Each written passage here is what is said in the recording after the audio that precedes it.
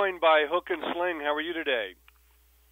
Very good, thanks. I hear you're about to jet off around the world. Tell us all the places you'll be performing. Yeah, well, I'm off to, I'm heading back to Australia, my second home. So that happens on, I'm playing 4 shows there over the next few weeks. But first I'm traveling through Asia to do a weekend there. So I stop there for 2 shows in Taipei and Malaysia. Yeah, and then I head back to Sydney and see my family and friends, and then there's like 4 shows in a couple of weekends. So yeah, that's where I'll be over the next 3 weeks, and I'll come back for EDC, which is like I think 20th of June I'm playing. Fantastic. Well, it's an exciting time for you. Take us back to your beginnings when you first got interested in music. Who some of the first artists that you were moved by, and who were your heroes coming up in the music world? I mean, I was listening to, I came from, to be honest, like when I taught myself guitar, and I was like listening to like a whole lot of guitarish kind of music. Like, I don't know, like I was learning, like, teaching myself like, or any song I'd hear on the radio that had like a cool guitar line. So but at the time, I wasn't interested in being a DJ or a producer or anything like that. I was just interested in music.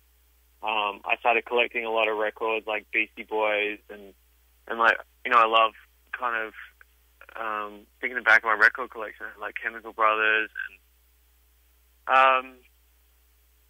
a lot of like, I suppose I got into like the, early kind of house scene, I suppose, like Basement Jaxx was a big influence as well. I just collected those albums. And, from there, I was working as a graphic designer, and music was my hobby. And I think I made the transition when I started DJing at parties.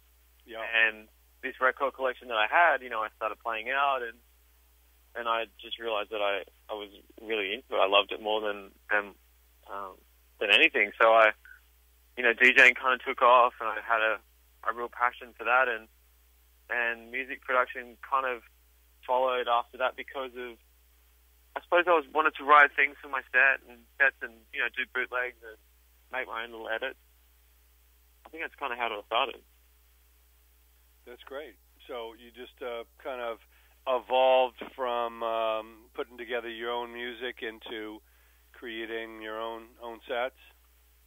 Yeah, definitely. Absolutely. That's great. Now, obviously, you live in Los Angeles now. Tell us why the move to L.A. and why L.A. is such a great place for you to be based at.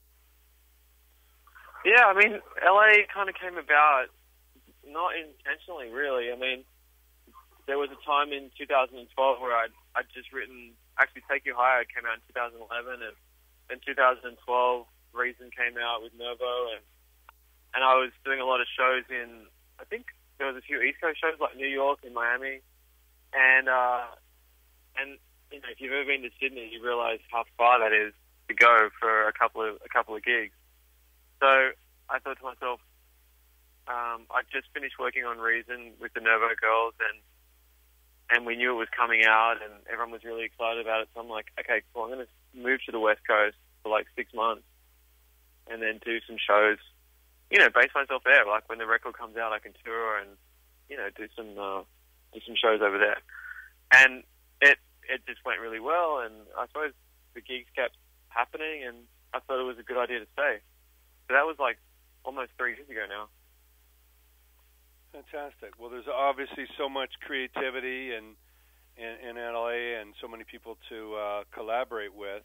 Tell us about your approach to your music, because with electronic music there's really no rules. You can kind of blend and put all sorts of elements together into your music. So what's your process like as far as making music? Is it just unlimited, drawing from different sounds, or how do you create? Yeah, I suppose inspiration is the most important thing for me. Like if I don't have inspiration, I find it extremely hard to write and create something. Can't force it. Yeah, I can't force it at all. I mean, I can, if I'm on a deadline, for a remix, then that's a bit easier because you don't need as much inspiration to finish a remix because you already have a song there to start with. Sure.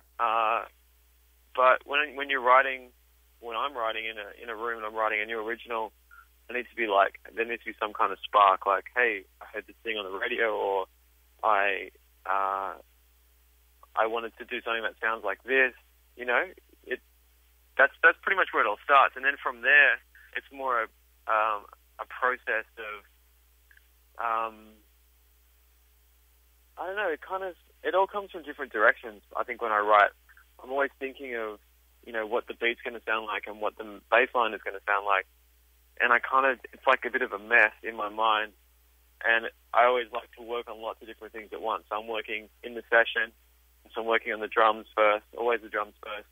And then I just throw always lots of different ideas in at the same time. That's kind of how it works. It's like a jumbled mess at the start, and then I just keep cutting the fat off it until you come up with a finished record. Sure. Now, you obviously have a lot of, you know, collaborations and great songs, you know, in your catalog. Can you tell us about any of the experiences, like, you know, working on the Calvin Harris song, I'm Not Alone? Yeah. Oh, I did that, man. I did that record when I was traveling on a train through the UK.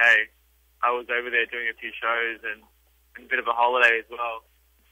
And that's when I think it was one of my first trips over there.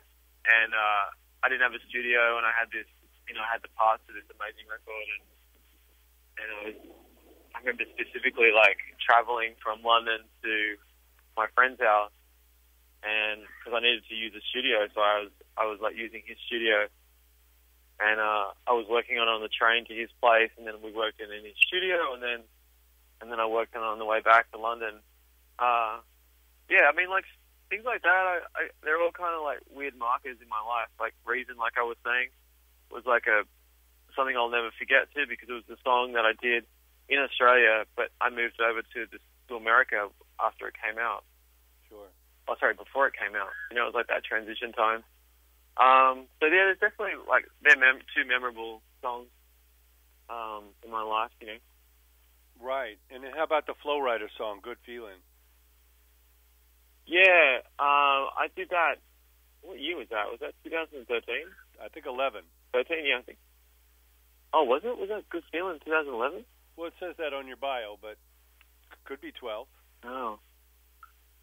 That was when, like, Levels came out. I remember Levels came out, and then Good Feeling came out straight after, because Flow Rider, you know, sampled the Etta James record that Avicii sampled. Yeah, that was cool too. That was I was working on that in America too. I think I was doing like a tour over here at the time. It was like one of my first. That's right. It was one of my first gigs in the States, and I did a show with Wolfgang Gartner in LA. That was my first LA show. Mm-hmm. So I was working on that when I was traveling over here. That was it was crazy, man. I totally forgot about that. Well, I know you also collaborated with Wolfgang on the song with Will I Am. Tell us about that. Yeah. That track. Yeah, that was a remix. That was a remix for him. And I've always been like a big fan of Wolfgang Gartner. And to remix that song, you know, to remix like one of his singles, I was like, hell yeah, you know, because you're fans of these people for so long, and then you get an opportunity to actually work on their music is a really, really good feeling. So yeah, I got to play with Wolfgang, my first LA show actually. That was 2011, and we still keep in touch today. He's a really talented producer. Now, what is it about his music? What are some of the elements that you look for that really excite you about people like him? Well, I think that him and I are similar in the sense that melody is always really strong in both of our music. Like, so I kind of, I looked at his music. Well, I was inspired a lot by his music. Let me say that much. Around that time, and he was always always had killer melodies and great ideas for song structures and I just think I always because I remember I always just struggle with the idea of, you know, can you do great melodies in dance music and have it still have a lot of energy? Something I still always struggle with. Not struggle with, but I think about it a lot. And he was like one of those guys early days who was like, man, you can make great, you know, melodic electronic music and it still sounds, you know, amazing. So that was like a big inspiration for me. And his production as well. Always looked up to him in that respect as well. Sure. Now tell us about the Nervo track, "We're All No One," with Afrojack and Steve Aoki. Yeah. What do you want to know about that? Well, is there anything special about the creation of your work on that? Yeah, I mean, from memory, I stripped that remix right back. I think I just used the vocal, and I rewrote. Yeah, I pretty much rewrote that record from the ground up. And that was one of the first times I worked with Nervo. I think they were playing one of my records around that time. A remix I did for Pocket 808. It was called Ghost Ship. And I think they got in touch, and this is like before Reason happened. And I think that was like one of the first things we did together. And then obviously Reason came out after that. Now I know coming sooner here, you've done the Lana Del Rey track Ultraviolence. What was that experience like? Yeah, really good, man. Ultraviolence was I don't know, it's probably one of those, the kind of song that I like to remix. It wasn't a dance record to start with, so it was it was cool to kind of turn it into a dance record, into a dance floor thing. And it was like a really, it got received really well. I got to pretty much same thing. I got to strip it back right to just the vocals as well, and got really, a chance to do my own thing with it. That's great. And bring us up to date. What is your most current work? What are you working on now, and what's coming up? Well, my last remix that just came out was one for Galantis called Gold Dust.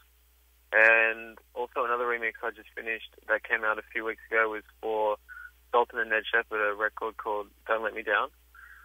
And that came out on Dawn Records, on Sander Van Doorn's label. So I think, the last two releases have been remixes, but before that, right now I have a new single out called Break Yourself with Far East Movement. And so far the original's only come out with Break Yourself. And we've got some remixes coming in the next, I'd say, 2 or 3 weeks. Fantastic. So what is your approach to your live performance? Obviously, you're there to create a mood, but what is your attitude, going into your live performances? My attitude, I suppose, is I definitely don't want the gig to suck. Like, I want to have fun with every show. I really do. Like, I don't want to go in there and be like, okay, I'm just going to do it and play the same 20 songs or same 30 songs. I never, to be honest with you, man, I never plan my sets. Like, I never know what I'm going to... I kind of have an idea what I start with, but I always I really enjoy DJing. So I always let the vibe of the room kind of dictate what I'm going to play. But I definitely always want the gigs to be great. I really do. So I work pretty hard, making sure that what I'm playing goes down well, and if something doesn't work, I change it up. Yeah, man, I'm working up there. Do you know what I mean? Sure. It's looking at the overall electronic music world, what is your kind of impression of where the industry is and where it might be heading? What do you mean specifically? Like, well, I just kind of mean, what's your take on the current state of the electronic, music world, and where do you think it, the future may lie? Or what direction is next? Well, that's a really hard question to answer because it's a very, very vague question. Yeah. I mean, I can talk about specifically like with house music or with EDM. Sure. I'm not too sure what you mean. Yeah, talk about house music. What's the current state? I mean, there's. I mean, I think everyone can tell there's a big movement happening right now with more organic sounds, and melodies are definitely really important in main room or house music or EDM, whatever you want to call it. But in terms of being an artist, I think it's really important to release a lot of original music right now. I think people want to know who you are and what you stand for and what your point of view is, within music, within dance music. So that's why, if I, can bring it back to what I'm doing, create artistic records and do cool collaborations and kind of do my own thing for a little while. Because there is a lot of, cloning and there are a lot of people regurgitating the same. It's easy to do that right now, they sound like someone else. But, I think it's important right now to, I think I was talking on Twitter the other day about how, there's a lot of music that's sounding the same right now, which makes a great opportunity for people who want to stand out. Because, if 30 people are doing the same thing, then number 31 has a great chance to be like, hey, you know what? This is what I think sounds good, and do something completely different, and really make some noise with that. Sure. And is there any other advice you give to young creative people that are trying to get into making their own music? Any suggestions you have for them, whether it be what kind of music or how deep their roots should be, or their variety that they should draw from? Yeah, I think most importantly, you need to create your own sound, but that is a lot harder. It's easier said than done. So I think, like with any process, like being creative, you need to get your skills up. And if that means copying your favorite artist, that's cool. Do that. But when it comes down to being your own artist and releasing your own music, then you need to take those skills and then make it your own. You can. I used to do that. The way I learned to produce was I would get like an Axel track and just copy it. Obviously I wouldn't release it, but I would take that song and try and recreate it to make myself a better producer. And then, so after I had those skills of learning how to produce and getting a sound that I was after, I would then go, okay, cool, what do I want to do? And, I would then apply those skills to like my own song. So I think that's probably the best advice I can give to up-and-comers. Well, we appreciate your time. We look forward to seeing you live and can't wait for the next music. Thank you so much. All right, man. Thank you.